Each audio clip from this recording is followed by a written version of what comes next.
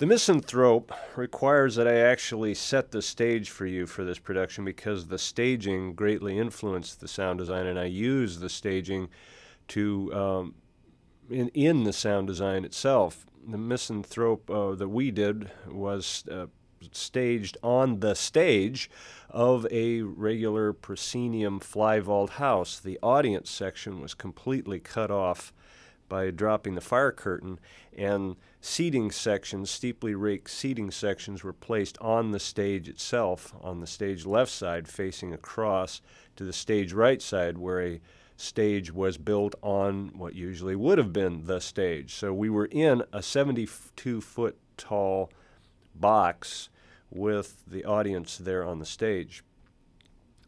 The play itself, Moliere's play, has a lot to do with manners, the hyper-mannered world of the French court, and then someone who is outside that world. The director thought he was outside that world because he, in fact, knew a different beauty. So part of my job was to both encapsulate the sort of lockstep world of manners and be able to contrast it by creating or presenting something that suggested a completely different world of beauty. I went to the internet and got MIDI files of Scarlatti harpsichord sonatas and broke those up into bits and used those bits as building blocks for really organized, mechanical almost sounding pieces of music for the manners section of the play.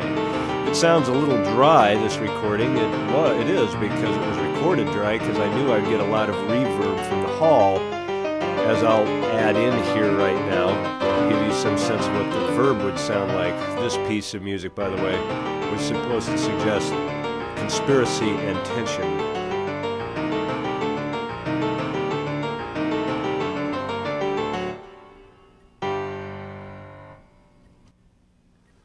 But what of the beauty that the Misanthrope hears?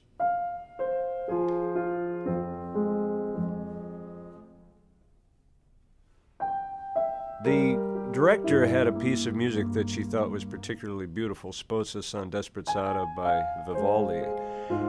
So I recorded Sposa with a soprano and pianist in Sprague Recital Hall, which is considered one of the finest sounding recital halls in the country, and I'm not going to argue with it, using what's called a discrete 6 recording technique. 6 microphones are placed around the recording hall, and then those microphones are, what comes into those microphones are recorded on 6 tracks, completely discrete tracks of tape. Then you take that discrete 6 tracks of tape back into your performance space, place speakers where you had the microphones, play the recording back through those speakers, and not only do you get a recording of the music that you recorded, but you get a recording of the hall. So I was able to essentially recreate Sprague Recital Hall in this 72-foot box. The effect was quite stunning. Since the audience space was small, I had the audience completely ringed by these discrete 6 speakers, and as you moved further back in the seating, even though you were moving towards the speakers in the rear, you didn't feel as though you were moving towards the sound source like you do usually when you move towards speakers, or rather that you were simply moving back into a hall.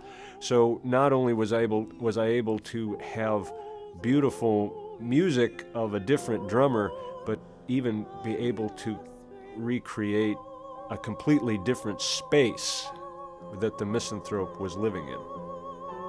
This recording, of course, is not the discrete 6. This is the stereo mix from that same recording, but it gives you an idea, something about the quality of the Sprague Recital Hall.